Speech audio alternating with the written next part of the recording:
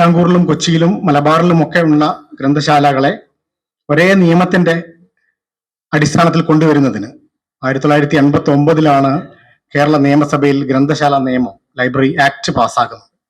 ഈ നിയമം ഉണ്ടാക്കിയെടുക്കുന്നതിൽ നിയമസഭയിൽ മന്ത്രിയാണ് അവതരിപ്പിച്ചിട്ടുണ്ടായത്. ആ നിയമം ചിട്ടപ്പെടുത്തുന്നതിൽ വലിയ പങ്ക് വഹിച്ചത്, രാപ്പകൽ ഉറക്കമിളച്ചിരുന്ന് അതിനാവശ്യമായ നിയമം രൂപപ്പെടുത്തുന്നതിൽ പങ്കുവഹിച്ച ആളാണ് ഐ വി ദാസ് മാഷ്. അത് മാത്രമല്ല, അടുത്ത 5 വർഷം കഴിഞ്ഞ് ഈ നിയമത്തിന് ചട്ടങ്ങളും അതുപോലെ തന്നെ വകുപ്പുകളും രൂപീകരിക്കുന്നതിൽ ഒരു വിദഗ്ധനെ പോലെ അത് പിന്നാലെ നടന്ന് ഈ വകുപ്പും ചട്ടങ്ങളും റൂൾസ് ആൻഡ് റെഗുലേഷൻസ് ഉണ്ടാക്കുന്നതിൽ ദാസൻ മാഷ് പങ്കുവഹിച്ചു. അതാണ് ഒരു മനുഷ്യൻ അയാളുടെ ജീവിതം ഗ്രന്ഥശാല പ്രസ്ഥാനത്തിന് വേണ്ടി സമർപ്പിക്കുകയായിരുന്നു. അതുകൊണ്ടാണ് ഗ്രന്ഥശാലകൾക്ക് ഇന്ന് കാണുന്ന ഗ്രാന്റ് ഉണ്ടായത്, ഗ്രന്ഥശാല ലൈബ്രറിമാർക്ക് അലവൻസ് ഉണ്ടായത്, ഗ്രന്ഥശാലകളെ സാംസ്കാരിക നിലയങ്ങളാക്കി മാറ്റി, ഗ്രന്ഥശാലകളിൽ ബാലവേദി, യുവജനവേദി, വനിതാവേദികളൊക്കെ ഉണ്ടാക്കി. അങ്ങനെ ഗ്രന്ഥശാലകൾ ഒരു സാംസ്കാരിക വേദിയാക്കി പരിവർത്തിപ്പിക്കുന്നതിൽ ദാസൻ മാഷ് വലിയ പങ്കുവഹിച്ചു. അദ്ദേഹം അധ്യാപകനായിരുന്നു, മൊകേരി സ്കൂൾ അധ്യാപകനായിരുന്നു. അധ്യാപക ജോലിയിൽ നിന്ന് നേരത്തെ വിരമിച്ചിട്ട് ഗ്രന്ഥശാല പ്രസ്ഥാനത്തിന്റെയും പൊതുപ്രവർത്തനത്തിന്റെയും മണ്ഡലത്തിലേക്ക് അദ്ദേഹം ഇറങ്ങിത്തിരിക്കുകയായിരുന്നു. അദ്ദേഹം CPIന്റെ സംസ്ഥാന സമിതി അംഗമായിരുന്നു, ജില്ലാ സമിതി അംഗമായിരുന്നു. രാഷ്ട്രീയ പ്രവർത്തനത്തിൽ സാംസ്കാരിക മുഖമായിരുന്നു ഐ വി ദാസ് മാഷ്. പിന്നെ ദേശാഭിമാനി വാരികയുടെ പത്രാധിപരായി അദ്ദേഹം, ദേശാഭിമാനി വാരികയുടെ പത്രാധിപരായി എത്രയോ എഴുത്തുകാരെയും അതുപോലെ തന്നെ കവികളെയും കലാകാരന്മാരെയും ഒക്കെ വളർത്തിക്കൊണ്ടുവരുന്നതിൽ അദ്ദേഹം വലിയ പങ്കുവഹിച്ചു. അങ്ങനെ നമ്മുടെ അക്ഷരലോകത്ത് സാംസ്കാരിക മണ്ഡലത്തിൽ വലിയ എക്കാലത്തും തിളങ്ങി നിൽക്കുന്ന ഒരു വിളക്കുമാടം പോലെ നിൽക്കുന്ന ഒരു വ്യക്തിത്വമാണ് ഐ വി ദാസൻ മാഷ്. അതുപോലെ തന്നെ അതാണ് ഐ വി ദാസൻ മാഷ് നമുക്ക് സ്മരിച്ചുകൊണ്ട് പറയാൻ കഴിയുക. നമ്മളിപ്പോൾ ഏറ്റവും പ്രധാനമായിട്ട് നമ്മൾ ചിന്തിക്കേണ്ടത് കെ ദാമോദരൻ എന്ന വ്യക്തിയെ കുറിച്ചാണ്. എൻ്റെ മുന്നിൽ ഇരിക്കുന്ന പ്രദേശത്തെ ഏറ്റവും മുതിർന്ന ആൾക്കാരാണെന്ന് തോന്നുന്നു. അപ്പോൾ മിക്കവാറും ഇത്തരം പ്രഭാഷണങ്ങളിലൊക്കെ ധാരാളം നമ്മൾ കേട്ടിട്ടുണ്ടാവും. ഒരു പുതിയ തലമുറയിലുള്ള ആൾക്കാരുണ്ടെങ്കിൽ അവർക്ക് ഒരു കെ ദാമോദരനെ കുറിച്ച് പറയുന്നത് കേൾക്കാൻ പുതിയ അനുഭവമായിരിക്കും. പക്ഷെ നമ്മളുടെയൊക്കെ ഉള്ളിൽ ഒരുപക്ഷെ കെ ദാമോദരൻ എന്നുള്ള ആൾ ഉണ്ടായിരിക്കാം. ഞാൻ കെ ദാമോദരനെ നിങ്ങളുടെ മുന്നിൽ അവതരിപ്പിക്കാൻ ശ്രമിക്കുന്നത് കമ്മ്യൂണിസ്റ്റ് പാർട്ടിയുടെ അഖിലേന്ത്യാ തലത്തിൽ കമ്മ്യൂണിസ്റ്റ് പാർട്ടി ഉണ്ടാക്കിയ ഒരു നേതാവുണ്ട്. ഗ്ലോബൽ കമ്മ്യൂണിസ്റ്റ് എന്ന് പറയുന്ന ആഗോള കമ്മ്യൂണിസ്റ്റ് ആയിരുന്ന ഒരാളാണ് അഖിലേന്ത്യാ തലത്തിൽ കമ്മ്യൂണിസ്റ്റ് പാർട്ടി സ്ഥാപിച്ചത്. MN റോയ് എന്ന് പറയും. MN റോയ് ബംഗാളിലെ ഒരു ബ്രാഹ്മണ കുടുംബത്തിൽ ജനിച്ചിട്ട് വിപ്ലവകാരിയായി തീർന്ന ആളാണ്. MN റോയുടെയും കെ ദാമോദരന്റെയും ജീവിതം ഒരേ ഗ്രാഫ് വരച്ചാൽ ഒരേപോലെ സഞ്ചരിക്കുന്ന ഒരു ഗ്രാഫാണ്. ആ ഒരു സമാനത നമുക്ക് കാണാൻ കഴിയും. MN റോയ് ബംഗാളിൽ ഒരു വിപ്ലവ സംഘം ഉണ്ടാക്കുന്നു, ബ്രിട്ടീഷുകാർക്കെതിരെ പോരാടാൻ വേണ്ടിയിട്ട്. അങ്ങനെ 1918 കാലത്താണ് അദ്ദേഹം ഒരു വിപ്ലവ സംഘം ഉണ്ടാക്കുന്നു, രഹസ്യമായിട്ടാണ്. ആ വിപ്ലവ സംഘത്തിന് ആയുധങ്ങൾ സംഘടിപ്പിക്കാൻ വേണ്ടിയിട്ട് രഹസ്യമായിട്ട് അദ്ദേഹം ഇന്ത്യക്ക് പുറത്ത് കിടക്കാൻ വിവിധ രാജ്യങ്ങളിലേക്ക് പോവാൻ MN റോയ്. MN റോയ് എന്ന് പറഞ്ഞാൽ മഹാപണ്ഡിതനാണ്, ബ്രാഹ്മണ കുടുംബത്തിൽ ജനിച്ച ആളാണ്. ഈ കെ ദാമോദരനും ബ്രാഹ്മണ കുടുംബത്തിൽ ജനിച്ച ആളാണ്. എന്നിട്ട് അന്ന് കമ്മ്യൂണിസ്റ്റ് ആയിട്ടില്ല, ഒരു വിപ്ലവകാരിയായിട്ട് വിദേശത്തേക്ക് പോവുകയാണ്. ആയുധങ്ങൾ, തോക്കുകള്, ബോംബുകളൊക്കെ എങ്ങനെ സംഘടിപ്പിക്കാം എന്ന് അന്വേഷിച്ച് പോവുകയാണ്. നേരെ അദ്ദേഹം പോയിട്ട് എത്തിച്ചേരുന്നത് മെക്സിക്കോയിലാണ് എത്തിച്ചേരുന്നത്. മെക്സിക്കോയിൽ എന്താ സംഭവിക്കുന്നത് പറഞ്ഞാല്, അന്ന് 1917 റഷ്യൻ വിപ്ലവം നടന്ന അതിന്റെ വലിയ ആവേശം ലോകത്ത് മുഴുവൻ നിലനിൽക്കുകയാണ്. റഷ്യക്ക് പുറത്ത് എവിടെയും കമ്മ്യൂണിസ്റ്റ് പാർട്ടി ഉണ്ടാക്കിയിട്ടില്ല, ഒരു രാജ്യത്ത് ഉണ്ടാക്കിയിട്ടില്ല. അപ്പോ ഇദ്ദേഹം മെക്സിക്കോയിൽ എത്തിയിട്ട് മെക്സിക്കോയിലെ വിപ്ലവകാരികളൊക്കെ സംഘടിപ്പിച്ചു. മെക്സിക്കോ കമ്മ്യൂണിസ്റ്റ് പാർട്ടി, മെക്സിക്കോ രാജ്യത്തെ കമ്മ്യൂണിസ്റ്റ് പാർട്ടി ഉണ്ടാക്കിയിട്ട് അതിന്റെ സെക്രട്ടറി ആവുകയാണ് ഇവിടുന്ന് പോയ മനുഷ്യൻ. അങ്ങനെ ലെനിൻ അറിയാണ് ഇങ്ങനെ ഒരു മനുഷ്യൻ ഇന്ത്യയിൽ നിന്ന് വന്നിട്ട് മെക്സിക്കോയെ കമ്മ്യൂണിസ്റ്റ് പാർട്ടി ഉണ്ടാക്കിയിട്ട് അതിന്റെ സെക്രട്ടറി ലെനിനുമായിട്ട് ഇദ്ദേഹം ആശയവിനിമയം നടത്താണ്. അങ്ങനെ അന്താരാഷ്ട്ര കമ്മ്യൂണിസ്റ്റ് വേദികളിൽ അറിയപ്പെടുന്ന ഒരു വ്യക്തിത്വമായിട്ട് MN റോയ് മാറാണ്. അങ്ങനെ കമ്മ്യൂണിസ്റ്റ് ഇന്റർനാഷണലിന്റെ യോഗത്തിലേക്ക് ലെനിൻ ഈ MN റോയെ ക്ഷണിക്കുകയാണ്. MN റോയെ ക്ഷണിച്ചിട്ട് കമ്മ്യൂണിസ്റ്റ് ഇന്റർനാഷണലിൽ കോളനി രാജ്യങ്ങളിൽ, ഇന്ത്യ ഉൾപ്പെടെയുള്ള കോളനി രാജ്യങ്ങളിലെ കമ്മ്യൂണിസ്റ്റ് പാർട്ടികൾ എങ്ങനെ പ്രവർത്തിക്കണം, അല്ലെങ്കിൽ അവിടുത്തെ സ്വാതന്ത്ര്യ സമര നേതാക്കളോട് കമ്മ്യൂണിസ്റ്റ് പാർട്ടിയുടെ, ഗാന്ധിജി ഉൾപ്പെടെയുള്ള നേതാക്കളോട് കമ്മ്യൂണിസ്റ്റ് പാർട്ടിയുടെ സമീപനം എന്തായിരിക്കണം എന്നത് സംബന്ധിച്ച് കമ്മ്യൂണിസ്റ്റ് ഇന്റർനാഷണൽ വലിയ ചർച്ച നടക്കുകയാണ്. അപ്പൊ ലെനിൻ അവിടെ ഒരു രേഖ അവതരിപ്പിച്ചു, കമ്മ്യൂണിസ്റ്റ് ഇന്റർനാഷണൽ. ആ രേഖയ്ക്ക് ബദലായിട്ട് ഒരു രേഖ അവതരിപ്പിച്ച ആളാണ് MN റോയ്. അന്നത്തെ ലെനിനെതിരായിട്ട് ഒരു രേഖ അവതരിപ്പിക്കുന്നു. എന്നിട്ട് ലെനിൻ തന്റെ രേഖയിലെ തെറ്റുകൾ തിരുത്തി എം എൻ റോയ് അവതരിപ്പിച്ച രേഖയിലുള്ള കാര്യങ്ങൾ ലെനിൻ തന്റെ രേഖയിൽ കൂട്ടിച്ചേർക്കാണ്. അങ്ങനത്തെ ലെനിനുമായിട്ട് സ്റ്റാലിനുമായിട്ട് അന്നത്തെ റഷ്യയിലെ പ്രമുഖമായ കമ്മ്യൂണിസ്റ്റ് നേതാക്കന്മാരുമായിട്ടും ഒക്കെ ആശയവിനിമയം നടത്താൻ ശേഷിയുള്ള ഉജ്ജ്വലനായ കമ്മ്യൂണിസ്റ്റ് ആയിട്ടാണ് എം എൻ റോയ്. മടങ്ങി വരുന്നില്ല. എം എൻ റോയ് താഷ്കണ്ടിൽ വെച്ചിട്ട് ഇന്ത്യൻ കമ്മ്യൂണിസ്റ്റ് പാർട്ടി രൂപീകരിക്കുകയാണ്. 1920 ഇന്ത്യൻ കമ്മ്യൂണിസ്റ്റ് പാർട്ടി രൂപപ്പെടുന്നത് റഷ്യയിലെ ഖസാക്കിസ്ഥാനിലുള്ള താഷ്കന്റ് എന്ന് പറയുന്ന സ്ഥലത്ത് വെച്ചിട്ടാണ്. അവിടെ വെച്ചിട്ട് ഇന്ത്യൻ കമ്മ്യൂണിസ്റ്റ് പാർട്ടി രൂപീകരിക്കുക, അതിന്റെ സെക്രട്ടറി ആവാണ്. അത്രമാത്രം ചങ്കൂറ്റവും അത്രമാത്രം ദീർഘവീക്ഷണവുമുള്ള ഒരു കമ്മ്യൂണിസ്റ്റ് ആയിരുന്നു എം എൻ റോയ്. അവിടെ നിന്ന് കമ്മ്യൂണിസ്റ്റ് പാർട്ടി ഉണ്ടാക്കി, ഇന്ത്യൻ കമ്മ്യൂണിസ്റ്റ് പാർട്ടി താഷ്കണ്ടിൽ വെച്ച് രൂപീകരിച്ച് അവിടെ വെച്ചിട്ട് അവിടെ നിന്ന് ശേഷം ഇന്ത്യയിലേക്ക് വരികയാണ്. ഇന്ത്യയിലേക്ക് വന്നിട്ട് അപ്പുറത്തെ ഇന്ത്യയിൽ കമ്മ്യൂണിസ്റ്റുകാർ പല ഭാഗത്തും ഉണ്ടായിട്ടുണ്ട്. അപ്പോൾ ബ്രിട്ടീഷുകാർക്ക് ഇത് മനസ്സിലായി, കമ്മ്യൂണിസ്റ്റുകാർ വളർന്നു വന്ന വലിയ പ്രശ്നമാണ്. കോൺഗ്രസ്സുകാരുടെ സമരം പോലെയല്ല കമ്മ്യൂണിസ്റ്റുകാരുടെ സമരം. കമ്മ്യൂണിസ്റ്റുകാർ അപകടകാരികളാണെന്ന് മനസ്സിലാക്കിയിട്ട് 3 ഗൂഢാലോചന കേസുകൾ കമ്മ്യൂണിസ്റ്റുകാരുടെ തലയിൽ വെച്ചു കൊടുത്തു. അങ്ങനെ കമ്മ്യൂണിസ്റ്റുകാർക്കെതിരായി കമ്മ്യൂണിസ്റ്റ് എന്ന് പറയുന്ന ആളെ പിടിച്ചു കൊണ്ടുപോയിട്ട് മർദ്ദിച്ച് കൊലപ്പെടുത്തുന്ന അതിഭീകരമായ മർദ്ദനം നടക്കുന്ന ഒരവസ്ഥ ഉണ്ടായി. 3 കാൺപൂർ ഗൂഢാലോചന കേസ്, അങ്ങനെ 3 ഗൂഢാലോചന കേസുകൾ. അപ്പം ഈ ഗൂഢാലോചന കേസുകളൊക്കെ ഉണ്ടായിട്ട് ആ പശ്ചാത്തലത്തിലാണ് എം എൻ റോയ് ഇന്ത്യയിലേക്ക് വരുന്നത്. എം എൻ റോയ് സ്വാഭാവികമായിട്ടും ജയിലിൽ പോയിട്ട് അദ്ദേഹം ജയിലിൽ കിടന്നു. ഇന്ത്യൻ കമ്മ്യൂണിസ്റ്റ് പാർട്ടിയിൽ രൂപപ്പെടുന്നതിലുള്ള പ്രവർത്തനങ്ങളൊക്കെ അദ്ദേഹം പങ്കുവച്ചു. പിന്നീട് എം എൻ റോയ് എന്തായി എന്ന് ചോദിച്ചാൽ, എന്തുകൊണ്ട് നമ്മൾ ഇന്ന് എം എൻ റോയിനെ ഓർക്കുന്നില്ല എന്ന് ചോദിച്ചാൽ, അദ്ദേഹം കമ്മ്യൂണിസ്റ്റുകാരനല്ലാതായി.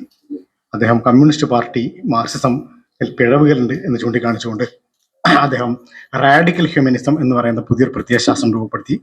അങ്ങനെയാണ് പോകുന്നത്. ഇതേ ഗ്രാഫ് തന്നെയാണ് കെ ദാമോദരന്റെ എന്നാണ് ഞാൻ പറഞ്ഞു.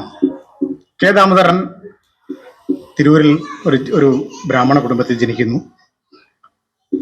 കെ ദാമോദരൻ അദ്ദേഹം വളരെ ചെറുപ്പത്തിൽ, അതായത് EMS ഒക്കെ തൊഴിലാളി വർഗത്തിന്റെ ദത്തുപുത്രനായതുപോലെ തൊഴിലാളി വർഗ രാഷ്ട്രീയത്തിന്റെ ദത്തുപുത്രനായ ആളാണ് അദ്ദേഹം. സ്വാതന്ത്ര്യ സമര പോരാട്ടത്തിൽ ആവേശഭരിതനായിട്ട് കോഴിക്കോട്ട് കൃഷ്ണപിള്ളയും അതുപോലെ തന്നെ കേളപ്പനും ഒക്കെ ഉപ്പൂർക്കൽ ജാഥ, പയ്യന്നൂർക്ക് നടത്തുന്ന ജാഥന്റെ ആവേശം കണ്ടിട്ട് കോഴിക്കോട് കടപ്പുറത്ത് വരുന്നു.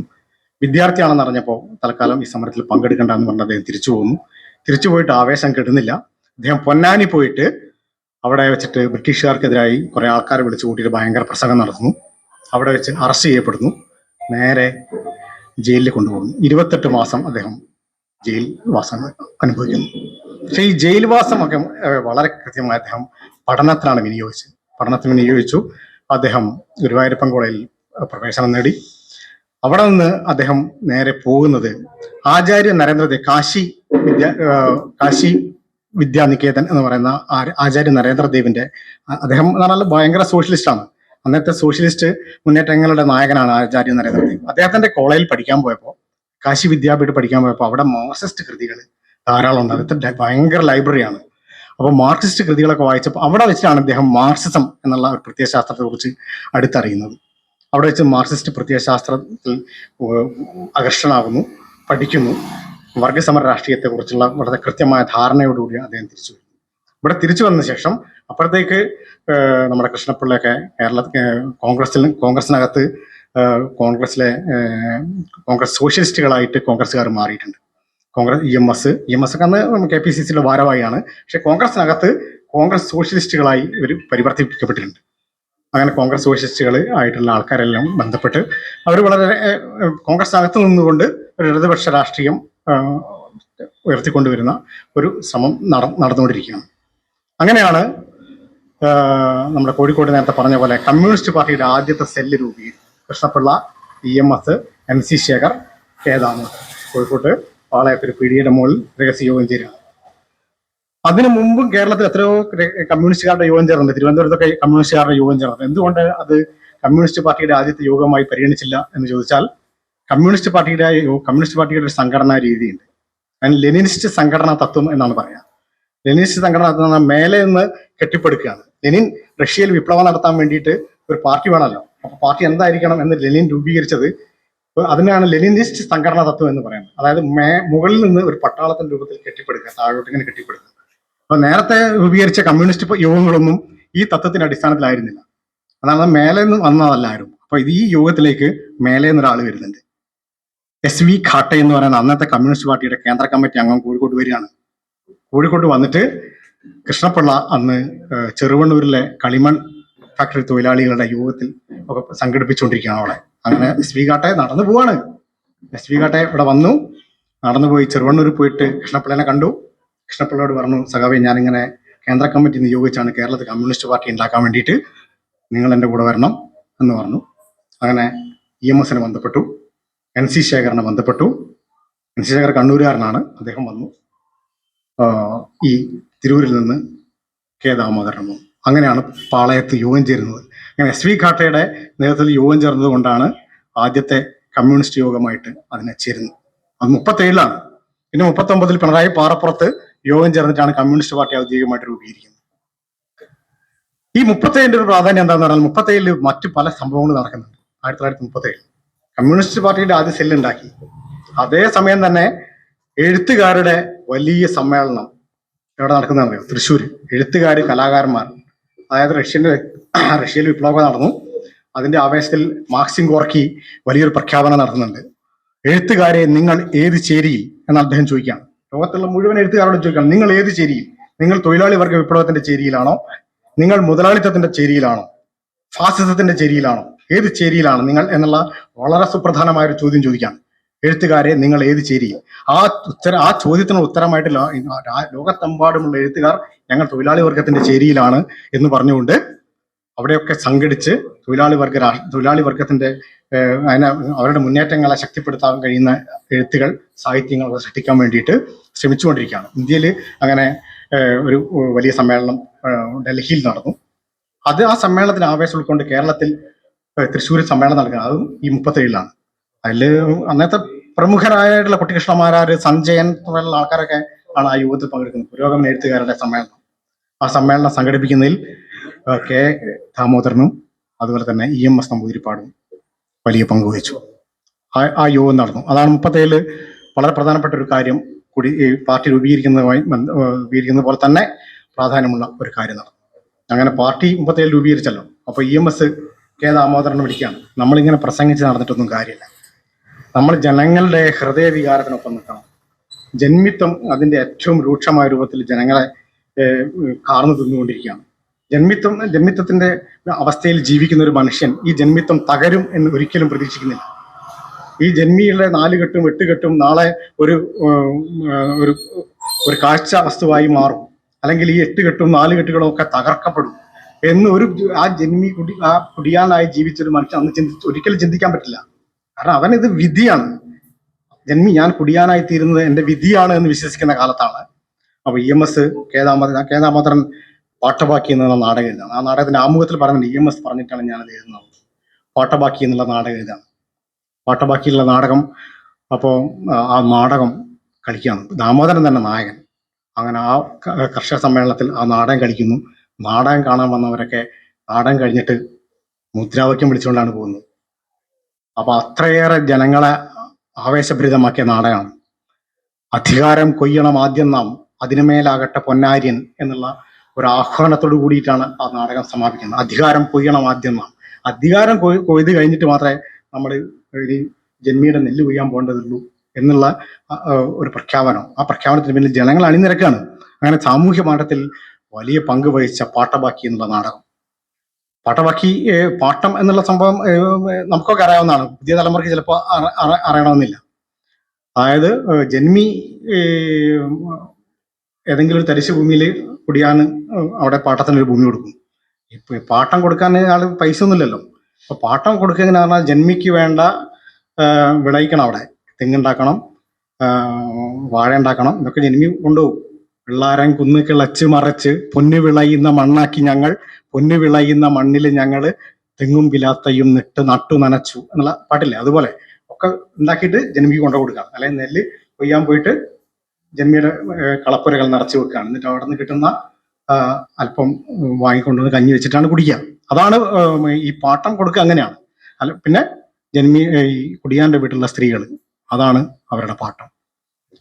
ഈ പാട്ടവക്കിൽ അങ്ങനെ നാടകത്തിൽ അങ്ങനെ ഉണ്ട്. സ്വന്തം ശരീരം വിൽക്കേണ്ടി വരുന്ന ഒരു പെൺകുട്ടിയെ കുറിച്ച് പറയുന്നത്. അപ്പം അതൊക്കെ ആ അവസ്ഥക്കെതിരായിട്ടുള്ള വളരെ ശക്തമായ ഒരു ഒരു സന്ദേശമായി പാട്ടബാക്കി എന്നുള്ള നാടകം മാറുകയാണ്.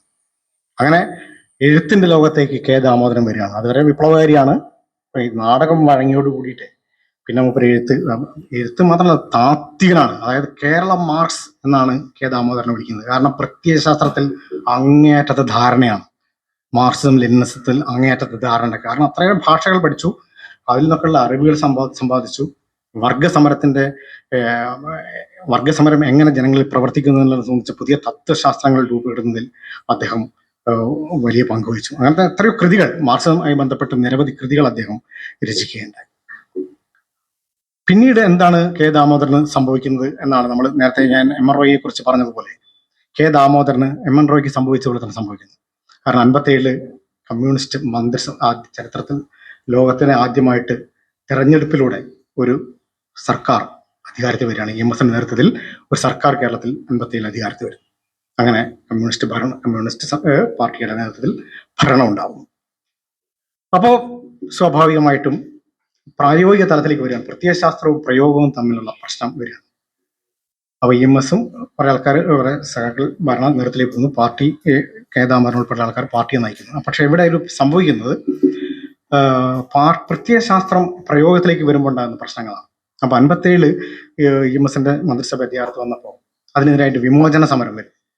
വിമോചന സമരം വന്നത് അമേരിക്കൻ ആസൂത്രണമായിട്ട് എന്നുള്ളത് അമേരിക്കയുടെ അംബാസിഡർമാർ തന്നെ പാട്രിക് മൊയ്നിഹാന്റെ ലേഖനത്തിൽ വളരെ കൃത്യമായി പറയുന്നത്, ഞങ്ങൾ ഇന്ദിരാഗാന്ധിക്ക് പൈസ കൊടുത്തു, ഇവിടെ സമരം നടത്താൻ വേണ്ടി പൈസ കൊടുത്തു, കൃത്യമായിട്ട് ഞങ്ങൾ പ്ലാൻ ചെയ്തതായിരുന്നു എന്ന് അമേരിക്ക തന്നെ കൃത്യമായിട്ട് പറഞ്ഞിട്ടുണ്ട്. അതിനെക്കുറിച്ചൊന്നും ആർക്കും ഇപ്പോൾ സംശയമില്ല. കൃത്യമായിട്ട് അമേരിക്ക പ്ലാൻ ചെയ്തു. അമേരിക്കയിൽ അന്നത്തെ ഇവിടുത്തെ അംബാസിഡർ അമേരിക്കയിലേക്ക് അയച്ച കത്തുകൾ തന്നെ പുറത്തു വന്നിട്ടുണ്ട്. ഞങ്ങൾ ഇവിടുത്തെ ഈ കേരളത്തിലെ തെരഞ്ഞെടുപ്പിലൂടെ അധികാരത്തിൽ വന്നു എന്നുള്ളത് വലിയൊരു സൂചകമാണ്, നാളെ മറ്റെവിടെയും സംഭവിക്കാം, അതുകൊണ്ട് അപകടകരമായ സാധ്യതയാണ് എന്നൊക്കെ പറഞ്ഞിട്ട് കത്തയക്കുന്നുണ്ട്. അപ്പം ഈ വിമോചന സമരം ഉണ്ടാകുമ്പോൾ എന്താ സംഭവിക്കുക പറഞ്ഞാൽ, വിമോചന സമരത്തെ എങ്ങനെ നേരിടണം എന്നുള്ളത് സംബന്ധിച്ച് പാർട്ടിക്കകത്ത് വലിയ ചർച്ച നടക്കാം. അപ്പോ ഇത് അമേരിക്കൻ ആസൂത്രണമാണെന്നുള്ളത് EMS ഉൾപ്പെടെയുള്ള നേതാക്കൾക്ക് അറിയാമായിരുന്നു. അപ്പം കർശനമായി നേരിടണം എന്ന് തന്നെയാണ് അന്നത്തെ പാർട്ടി തീരുമാനിച്ചത്. അപ്പൊ അങ്ങനെ കർശനമായി നേരിടണം. അപ്പം എന്തുണ്ടായി എന്ന് പറഞ്ഞാൽ, വിമോചന സമരത്തെ കർശനമായി നേരിടുന്ന ഭാഗമായിട്ട് വെടിവെപ്പുണ്ടായിട്ട് അങ്കമാലിയിൽ ഫ്ലോറി എന്ന് പറയുന്ന ഒരു ഗർഭിണി വെടിയേറ്റ് മരിച്ചു. അതോടുകൂടിയിട്ട് വിമോചന സമരത്തിന്റെ അന്തരീക്ഷാകം മാറുകയാണ്. കമ്മ്യൂണിസ്റ്റുകാർ വെടിവെക്കുന്നു, ഒരു തൊഴിലാളി സ്ത്രീ ഗർഭിണിയായ ഒരു തൊഴിലാളി സ്ത്രീ വെടിയേറ്റ് മരിക്കുന്നു. അങ്ങനെ അന്തരീക്ഷാകം മാറുകയാണ്. അതോടുകൂടി എന്താ ഉണ്ടായെന്ന് പറഞ്ഞാൽ, ഈ കമ്മ്യൂണിസ്റ്റ് പാർട്ടിക്കകത്തുള്ള ചിന്തിക്കുന്ന പലരുടെ അകത്ത് ഈ സംഘർഷം, നമ്മുടെ പ്രത്യയശാസ്ത്രവും പ്രയോഗവും തമ്മിലുള്ള സംഘർഷം ഭയങ്കര രൂക്ഷമായിട്ട് വരുന്നു. പിന്നീട് അപ്പോഴൊന്നും കെ ദാമോദരനൊന്നും പ്രകടിപ്പിക്കുന്നില്ല കേട്ടോ. കെ ദാമോദരനൊക്കെ പറഞ്ഞ് നമ്മൾ ശക്തമായി നേരിടണം എന്ന് തന്നെയാണ് പറയുന്നതെങ്കിലും പിന്നീട് അടിയന്തരാവസ്ഥ കാലത്ത് ആണ് അദ്ദേഹം മരിക്കുന്നത്. മരിക്കുന്നതിന് തൊട്ട് മുമ്പ് അന്നത്തെ ബ്രിട്ടീഷ് പത്രപ്രവർത്തകനായിരുന്ന താരിഖ് അലിക്ക് ഇദ്ദേഹം നൽകുന്ന ഒരു ഭയങ്കരമായ അഭിമുഖമുണ്ട്. ആ അഭിമുഖം ഇന്ത്യൻ കമ്മ്യൂണിസ്റ്റ് പാർട്ടിയുടെ ചരിത്രവും ഇന്ത്യൻ കമ്മ്യൂണിസ്റ്റ് പാർട്ടിയുടെ ഭാവിയും സംബന്ധിച്ച ആധികാരിക രേഖയാണ് ആ അഭിമുഖം എന്ന് പറയുന്നത്. അങ്ങനെ ബ്രിട്ടീഷ് പത്രപ്രവർത്തനാണ് താരിഖ് അലി. താരിഖ് അലിക്ക് കൊടുത്ത അഭിമുഖത്തിൽ അദ്ദേഹം ഈ കാര്യങ്ങൾ പറയുന്നുണ്ട്. എനിക്ക് ഭയങ്കര ആത്മസംഘർഷം ഉണ്ടായി. നമ്മുടെ തൊഴിലാളി വർഗ സർക്കാർ ഒരു വിമോചന സമരത്തെ നേരിട്ട രീതിയെക്കുറിച്ച് എനിക്ക് ആത്മസംഘർഷം ഉണ്ടായി, അതെനിക്ക് പ്രകടിപ്പിക്കാൻ കഴിഞ്ഞില്ല എന്നുള്ള രൂപത്തിലൊക്കെ അദ്ദേഹം വെളിപ്പെടുത്തുന്നുണ്ട്. അങ്ങനെ എന്തുണ്ടായി എന്ന് പറഞ്ഞാൽ, അദ്ദേഹം 64 പാർട്ടി പിളരുന്നു. കമ്മ്യൂണിസ്റ്റ് പാർട്ടി രണ്ടായി മാറുന്നു. അതിന് കാരണങ്ങൾ പലതുണ്ട്. അതും പ്രധാനപ്പെട്ട കാരണം നെഹ്റു സോഷ്യലിസ്റ്റ് ആശയം, റഷ്യ അന്നേരം കമ്മ്യൂണിസ്റ്റ് രാഷ്ട്രമായ റഷ്യ നെഹ്റുവിനെ സഹായിക്കുന്നു, പഞ്ചവത്സര പദ്ധതി ഉണ്ടാക്കാൻ സഹായിക്കുന്നു, അണക്കെട്ടുകൾ ഉണ്ടാക്കാൻ സഹായിക്കുന്നു. അപ്പോൾ നെഹ്റു റഷ്യയുടെ വലിയ സുഹൃത്തായി മാറുന്നു. അപ്പോൾ നെഹ്റുവിന്റെ ജനാധിപത്യ രീതി എന്ന് പറയുന്നത് സോഷ്യലിസത്തോട് വളരെ ആഭിമുഖ്യമുള്ളതാണ്. ആ നെഹ്റുവിൻ സോഷ്യലിസം ഇപ്പോൾ വി ഡി സതീശൻ മുഖ്യമന്ത്രി ഉൾപ്പെടെ ആൾക്കാർ പറയുന്ന സാധനതാണ്. നെഹ്റുവിന് സോഷ്യലിസത്തോട് വലിയ ആഭിമുഖ്യമുള്ള ആളാണ്. അപ്പൊ നമ്മൾ അന്നത്തെ കോൺഗ്രസ് നേതാവായ നെഹ്റുവിനെയും കോൺഗ്രസിനെയും അത്ര ശക്തമായി എതിർക്കേണ്ടതുണ്ടോ, അവരുമായി ചേർന്ന് നമുക്ക് വിപ്ലവ പ്രവർത്തനം നടത്തിക്കൂടെ എന്നുള്ള ചിന്ത രൂപപ്പെട്ടതാണ് കമ്മ്യൂണിസ്റ്റ് പാർട്ടി പിളരാൻ കാരണമായത്. അപ്പൊ ഈ ജനാധിപത്യ വിപ്ലവവും മറ്റു ജനാധിപത്യ വിപ്ലവം എന്നുള്ള ഒരു പദ്ധതിയും ആയിട്ട് ഈ പാർട്ടി പിളർന്നു പോവുകയാണ്. അപ്പം കെ ദാമോദരൻ CPI പക്ഷത്ത് നിൽക്കുകയാണ്. അപ്പോൾ അദ്ദേഹം അന്നത്തെ ഈ നെഹ്റുവിന്റെ കോൺഗ്രസ് രാഷ്ട്രീയത്തൊക്കെ അംഗീകരിച്ചുകൊണ്ട് നിൽക്കുന്ന പക്ഷത്താണ് നിൽക്കുന്നത്. പിന്നീട് അദ്ദേഹത്തിന് ഭയങ്കര ആത്മസംഘർഷം ഉണ്ടാവുകയും അദ്ദേഹം പതിയെ കമ്മ്യൂണിസ്റ്റ് പാർട്ടിയുടെ പ്രവർത്തനങ്ങൾ പിൻവാങ്ങുകയാണ് ചെയ്തത്. എം എൻ റോയിനെ കുറിച്ച് നേരത്തെ പറഞ്ഞ പോലെ തന്നെ കമ്മ്യൂണിസ്റ്റ് പാർട്ടിയുടെ പ്രവർത്തനങ്ങൾ പിൻവാങ്ങുന്നു. എന്നിട്ട് എഴുത്തിന്റെയും ചിന്തയുടെയും ഒക്കെ ലോകത്തിലേക്ക് വളരെ ഗൗരവപ്പെട്ട എഴുത്തിന്റെ ഭാഗത്തേക്ക് പോകുന്നു. ഗവേഷകനായി മാറുന്നു. ഡൽഹി JNUവിലേക്ക് കമ്മ്യൂണിസ്റ്റ് പാർട്ടിയുടെ ചരിത്രം എഴുതാൻ വേണ്ടിയുള്ള ഫാക്കൽറ്റിയായിട്ട് അദ്ദേഹം പോകുന്നു JNUവിൽ. അപ്പോൾ ആ യാത്രയിലാണ് അദ്ദേഹം അപ്പോഴത്തെ അടിയന്തരാവസ്ഥ പ്രഖ്യാപിക്കുന്നു. 67 ആണ് അദ്ദേഹം 67 ജൂലൈ 3 ആണ് അദ്ദേഹം മരിക്കുന്നത് വളരെ ദയനീയമായിട്ടാണ് അദ്ദേഹം മരിക്കുന്നത്. KN പണിക്കറില്ലേ, കഴിഞ്ഞ ദിവസം മരിച്ച KN പണിക്കർ എന്ന JNUവിലെ പ്രൊഫസറാണ്. KN പണിക്കറുടെ റൂമിലാണ് അദ്ദേഹം താമസിക്കുകയും ചെയ്യുന്നത്. അപ്പോൾ KN പണിക്കർ ഒരു ദിവസം റൂമില്ലാത്ത സമയത്ത് ഞാൻ കുഴഞ്ഞു വീഴുകയാണ്. അപ്പോൾ KN പണിക്കർ വരുമ്പോൾ വഴിയിൽ കുഴഞ്ഞു വീണ് കിടക്കുന്ന ദാമോദരനാണ് കാണുന്നത്. അപ്പോൾ തന്നെ അദ്ദേഹം ആൾക്കാരൊക്കെ വിളിച്ചിട്ട് നേരെ സഫ്ദർജംഗ് ഹോസ്പിറ്റലിൽ കൊണ്ടുപോയി. ഡൽഹിയിൽ സഫ്ദർജംഗ് ഹോസ്പിറ്റലിൽ അദ്ദേഹത്തിനെ പരിചരിക്കാൻ ആരും ഉണ്ടായിരുന്നില്ല, ഒരാൾ പോലും ഉണ്ടായിരുന്നില്ല. KN പണിക്കർ മാത്രമാണ്. KN പണിക്കരുടെ കുറച്ച് സുഹൃത്തുക്കളൊക്കെ വന്നല്ലാതെ കമ്മ്യൂണിസ്റ്റ് പാർട്ടിയുടെ ആൾക്കാരോ ഒന്ന് അറിയിക്കാനോ ബന്ധപ്പെടാനോ കഴിഞ്ഞില്ല. അതാണ് അന്നത്തെ ഒരു ഭയങ്കരമായ കമ്മ്യൂണിസ്റ്റിന്റെ അവസാന കാലത്തേക്ക് വരുന്നൊരു കാര്യമാണ്. അദ്ദേഹം അവിടെ സഫ്ദർജംഗ് ആശുപത്രി എന്ന് പറഞ്ഞാൽ അന്ന് അത്ര വലിയ ആശുപത്രിയല്ല. അങ്ങനെ അന്ന് എയിംസിലാണ് കുറെ കൂടെ നല്ല ചികിത്സ കിട്ടുക. എയിംസിലേക്ക് കൊണ്ടുപോകാൻ കഴിയുന്നില്ല. അങ്ങനെ KN പണിക്കർ സാറൊക്കെ ഇടപെട്ടിട്ടാണ് അദ്ദേഹത്തെ എയിംസിലേക്ക് കൊണ്ടുപോകുന്നത്. എയിംസിലെത്തുമ്പോഴത്തേക്ക് അദ്ദേഹം മരിച്ചു പോകും. ഇതാണ് KN പണിക്കർ സാറിന്റെ ജീവിതം. ഞാൻ നേരത്തെ പറഞ്ഞ MN റോയിയുടെ ജീവിതം സമാനമായ ഒരു ഗ്രാഫ് വരച്ചാൽ രണ്ടുപേർക്കും കമ്മ്യൂണിസ്റ്റ് പാർട്ടിയുടെ അവസാന കാലത്ത് ഉണ്ടായിട്ടുള്ള ഒരു അകൽച്ചയെ കുറിച്ച് നമുക്ക് കാണാൻ കഴിയും. എഴുത്തുകാരന്റെ നിലയിൽ നമുക്ക് K. ദാമോദരന്റെ സംഭാവനകൾ, അദ്ദേഹം പാട്ടബാക്കി എന്നുള്ള നാടകം മാത്രം മതി ശരിക്കും. അത്രയേറെ വലിയ സംഭാവനയാണത് മലയാള സാഹിത്യം നൽകിയത്. അതുപോലെ തന്നെ മാർക്സിസ്റ്റ് ചിന്തകൾക്ക് ഗവേഷണങ്ങൾക്കൊക്കെ ഉതകുന്ന നിരവധി സംഭാവനകൾ അദ്ദേഹം നൽകിയിട്ടുണ്ട്. അപ്പം വായനാ ദിനത്തിൽ നമ്മൾ ചർച്ച ചെയ്യുമ്പോൾ വായനയെക്കുറിച്ച് കുറച്ച് കാര്യങ്ങൾ ചർച്ച ചെയ്യണമല്ലോ. അപ്പോൾ നമ്മുടെ വായനയിൽ സംഭവിച്ചുകൊണ്ടിരിക്കുന്ന വലിയ മാറ്റത്തെക്കുറിച്ച് നമ്മൾ കാണാം. അപ്പം പലരും പറയുന്നത് വായന മരിച്ചുപോയി എന്നൊക്കെ പലരും നേരത്തെ പറഞ്ഞിരുന്നു. പക്ഷെ അത് വളരെ തള്ളിക്കളഞ്ഞാണ്, സമൂഹം തള്ളിക്കളഞ്ഞ. വായന അങ്ങനെ മരിക്കാൻ കഴിയില്ല. അപ്പൊ നമ്മൾ നേരത്തെ ഓല വീടുകളുണ്ടായിരുന്നു, ഓല വീടുകളൊക്കെ പോയി. അപ്പോൾ വീടുകൾ പോയി എന്ന് പറയാൻ പറ്റുമോ? കേരളത്തിൽ നിന്ന് വീടുകൾ പോയി എന്ന് പറയാൻ പറ്റുമോ? ഇല്ല, ഓല വീടുകളെ പോയിട്ടുള്ളൂ. അതുപോലെ തന്നെയാണ് വായന മരിക്കുന്നില്ല, വായന മറ്റു പല രൂപത്തിലേക്ക് മാറുകയാണ്. ഇപ്പോൾ കമ്പ്യൂട്ടർ സൈബർ ഇടങ്ങളിൽ നിരവധി വായനകൾ, സൈബർ ഇടങ്ങളിലാണ് പുതിയ കുട്ടികളൊക്കെ വായിക്കുന്നത്. നമ്മളറിയും അവർ ഒന്നും വായിക്കുന്നില്ല, പത്രം വായിക്കുന്നില്ല. അവർക്ക് പത്രം വായിക്കേണ്ട ആവശ്യമില്ല, കാരണം പത്രത്തിൽ വരുന്നതിന് മുന്നേ അവർ അപ്ഡേറ്റ് ആണ് എല്ലാ കാര്യങ്ങളും. കാരണം സൈബർ ഇടങ്ങളിൽ ഈ സംഭവം അപ്പം വന്നുകൊണ്ടിരിക്കുകയാണ്. പിന്നെ സാഹിത്യങ്ങൾ സൈബർ ഇടങ്ങൾ വായിക്കാനുള്ള സംവിധാനങ്ങളുണ്ട്, കേൾക്കാൻ സംവിധാനങ്ങളുണ്ട്. ഇപ്പോൾ കഥ വായിക്കേണ്ട ആവശ്യമില്ല, ചെവിയിൽ വെച്ചാൽ കഥ കേട്ട് കേൾക്കാം. വായിക്കുന്നത് വായന എന്ന് പറയുന്ന അനുഭൂതി ഉണ്ടാക്കാൻ വേണ്ടിയാണല്ലോ. അപ്പൊ വായന മാത്രം ഉണ്ടായിരുന്ന കാലത്ത് വായന തന്നെ ശരണം ഉണ്ടായിരുന്നത്. ഇപ്പൊ അനുഭൂതികൾ അനുഭവിക്കാൻ നിരവധിയായ മാർഗങ്ങൾ സാമൂഹ്യ മാധ്യമങ്ങളിലുണ്ട്, സൈബർ ഇടങ്ങളിലുണ്ട്. അപ്പൊ പ്രത്യേക സംവിധാനങ്ങൾ അതിലേക്കൊക്കെ അങ്ങനെ വിഭജിച്ചു പോയി. അതുകൊണ്ട് കുട്ടികൾ ലൈബ്രറിയിലേക്ക് കയറി വന്നോളുന്നില്ല. അതുകൊണ്ട് കുട്ടികൾ വരാത്തതുകൊണ്ട് പുതുതലമുറ വായിക്കുന്നില്ല എന്ന് നമുക്ക് പറയാൻ കഴിയില്ല. വായന മറ്റ് പല ഇടങ്ങളിലേക്കും മാറിയിട്ടുണ്ട്. വായന എന്ന് പറയുന്നത് നമ്മൾ കാണേണ്ടത് എന്താ പറഞ്ഞാൽ, വായന എന്ന് പറഞ്ഞാൽ കേവലം അക്ഷരങ്ങൾ ഇങ്ങനെ കൂട്ടി വായിക്കുന്ന പരിപാടിയല്ല. വായന എന്ന് പറഞ്ഞാൽ അതൊരു സാമൂഹ്യ പ്രവർത്തനമാണ്, രാഷ്ട്രീയ പ്രവർത്തനമാണ്, സാംസ്കാരിക പ്രവർത്തനമാണ്. അതെങ്ങനെയാ? വായന എന്ന് പറയുന്നത് ഇതൊക്കെയാണ്. സാംസ്കാരിക പ്രവർത്തനവും രാഷ്ട്രീയ പ്രവർത്തനവും ആകുന്നത് എങ്ങനെയാണ്? കാരണം നമ്മളൊരു സാധനം വായിക്കുമ്പോൾ നമ്മുടെ ഉള്ളിൽ നമ്മൾ ആർജിച്ച നമ്മുടെ രാഷ്ട്രീയം, നമ്മുടെ സാമൂഹ്യ ബോധം, നമ്മുടെ സാംസ്കാരിക ബോധം, അതിനെ കൂട്ടിയിട്ടാണ് ഇത് വായിക്കുക. നമ്മൾ ഏത് കൃതിയെ നമ്മൾ വായിക്കുക, നമ്മൾ അതുവരെ ആർജിച്ച സാമൂഹികവും രാഷ്ട്രീയവുമായ ബോധത്തിന്റെ അടിസ്ഥാനത്തിലാണ്. അങ്ങനെ മാത്രമേ വായിക്കാൻ കഴിയൂ. അങ്ങനെ വായിക്കുമ്പോഴാണ് നമ്മൾ അതിന്റെ പുതിയ അർത്ഥങ്ങളിലേക്ക് പോകുന്നത്, പുതിയ അനുഭവങ്ങളിലേക്ക് പോകുന്നത്, പുതിയ കാഴ്ചപ്പാടുകളിലേക്ക് നമ്മൾ പോകുന്നത്. നമ്മുടെ ഉള്ളിൽ അതുവരെ നമ്മൾ ആർജിച്ച നമ്മുടെ രാഷ്ട്രീയവും സാമൂഹികവുമായ നമ്മുടെ അറിവ്, അതിന്റെ മുകളിൽ നിന്നുകൊണ്ടാണ് നമ്മൾ വായിക്കുന്നത്, അല്ലെ? അതുപോലെ തന്നെ ഒരാൾ വായിക്കുമ്പോൾ, അയാൾ ഒരു സ്ത്രീ ആണെങ്കിൽ ഒരു സ്ത്രീ വായിക്കുന്നത് പോലെയല്ല ഒരു പുരുഷൻ ഒരു നോവലിനെയോ ഒരു കഥേനെയോ വായിക്കും. അങ്ങനെ സ്ത്രീന്റെ ജീവിതത്തിലുള്ള വൈയക്തികമായ അനുഭവങ്ങൾ വളരെയേറെയാണ്.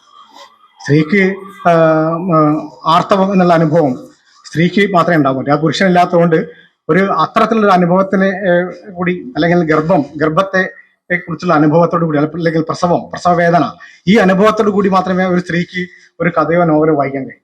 ഒരു പുരുഷൻ അങ്ങനെയല്ല വായിക്കാൻ കഴിയും. അപ്പൊ അതുകൊണ്ട് നമ്മുടെ വ്യക്തിപരമായ ജീവിതത്തിൽ ഉണ്ടായിട്ടുള്ള അനുഭവങ്ങളെ കൂട്ടിച്ചേർത്തുകൊണ്ടാണ് നമ്മൾ വായിക്കുക.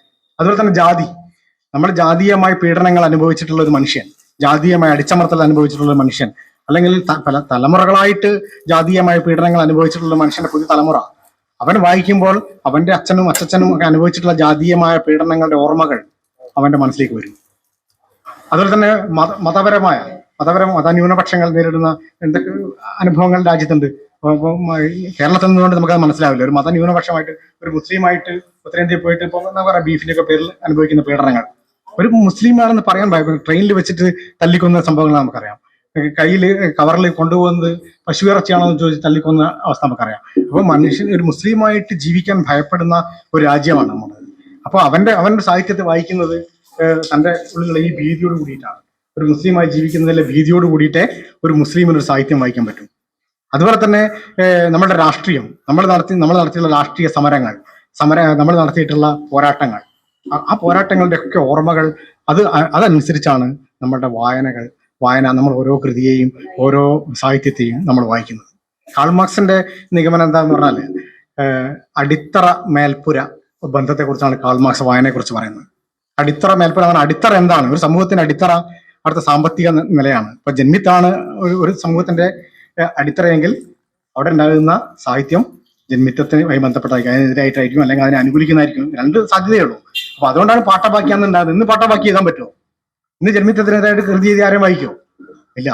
അപ്പം മാർക്സിന്റെ വളരെ കൃത്യമായ നിഗമനമാണ്, നിങ്ങളുടെ അടിത്തറ എന്താണ് അത് മാത്രമേ മേൽപ്പുരയായി മാറുകയുള്ളൂ. അതിന് അനുസൃതമായ നിയമം, സാഹിത്യം, അവിടുത്തെ സാംസ്കാരിക പ്രവർത്തനം, സാമൂഹിക പ്രവർത്തനങ്ങളൊക്കെ തന്നെ ഈ അടിത്തറയുമായി ബന്ധപ്പെട്ടതായിരിക്കും. അതാണ് കാൾ മാർക്സിന്റെ വായനയെ കുറിച്ചുള്ള നിഗമനം. അപ്പോൾ അത്തരത്തിൽ നമ്മൾ വായനയും എഴുത്തും അങ്ങനെ തന്നെയാണ്. ഞാൻ ഒരു 4 നോവൽ എഴുതിയ കാര്യം പറഞ്ഞല്ലോ. അപ്പം ഞാൻ എഴുത്തിലേക്ക് വരുന്നത് കുറച്ച് വൈകിട്ടാണ്. പത്രപ്രവർത്തനങ്ങളൊക്കെ നമ്മൾ ഫീച്ചറുകളൊക്കെ എഴുതുന്നുണ്ടെങ്കിലും എന്നോടാരും നിങ്ങൾക്ക് നോവൽ എഴുതാൻ പറ്റും എന്നൊന്നും പറഞ്ഞിരുന്നില്ല. സ്കൂളിലും പറഞ്ഞിരുന്നില്ല, അവിടെയും പറഞ്ഞിരുന്നില്ല. അപ്പം വളരെ വൈകിട്ടാണ് ഞാൻ നോവൽ എഴുതാൻ തീരുമാനിച്ചത്. അപ്പോൾ ഞാൻ നോവൽ എഴുതുന്നത് എനിക്ക് എൻ്റെ ഒരു മനസ്സിലായ ഒരു ഭീതി എന്ന് പറയുന്നത്, നമ്മൾ കുറേയേറെ വായിച്ചില്ലെങ്കിൽ നമുക്ക് എഴുതാൻ പറ്റില്ല. അങ്ങനെ ഒരു നരേഷൻ ഉണ്ട്. ഇപ്പം സക്കറിയ കഴിഞ്ഞ ദിവസം പറഞ്ഞില്ലേ, ഞാൻ വളരെ കുട്ടിയായിരുന്നപ്പോൾ എൻ്റെ വീട്ടിൽ ലൈബ്രറി ഉണ്ടായിരുന്നു. എൻ്റെ അച്ഛൻ എന്നെ കൊണ്ട് വായിപ്പിച്ചിരുന്നു, ധാരാളം വായിച്ചിരുന്നു. അതുകൊണ്ട് ഞാൻ സ്വാഭാവികമായി എഴുത്തുകാരനായി. ശരിയാണ്, നിങ്ങൾ നേരത്തെ വായിക്കാൻ തുടങ്ങിയാൽ നിങ്ങളുടെ ഉള്ളിൽ എഴുത്തുകാരുണ്ടെങ്കിൽ അത് വളരെ നേരത്തെ പുറത്തു വരും. ഞാനങ്ങനെ അധികം വായിച്ചിരുന്നില്ല. ഞാൻ എൻ്റെ വായന തുടങ്ങുന്നത് 8ാം ക്ലാസ്സിലൊക്കെ പഠിക്കുമ്പോഴാണ്. അപ്പം ഞാൻ ഉള്ളിയേരിയിൽ, നിങ്ങൾക്കറിയാം, ഉള്ളിയേരി ടൗണിൽ തന്നെയുള്ള ലൈബ്രറി, അതാണ് നമ്മുടെ മാതൃ ലൈബ്രറി. അവിടെ നിന്ന് ഞാൻ ആദ്യം എടുത്ത പുസ്തകം ഒരു നോവലായിരുന്നു.